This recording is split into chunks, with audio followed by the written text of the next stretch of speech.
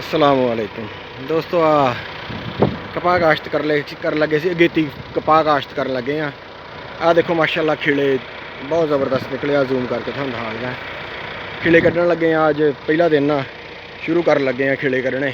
आ देखो माशाल्लाह बिल्कुल सीधे इस तरफ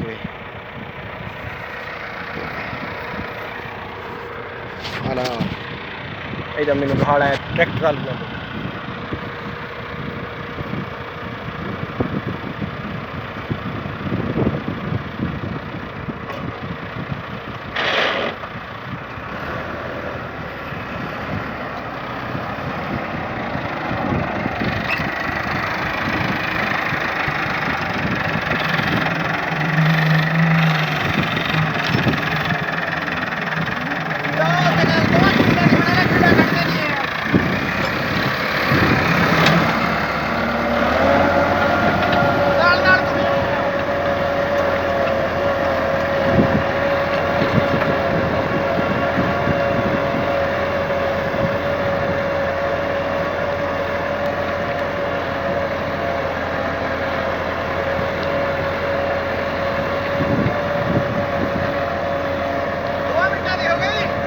नहीं हुई।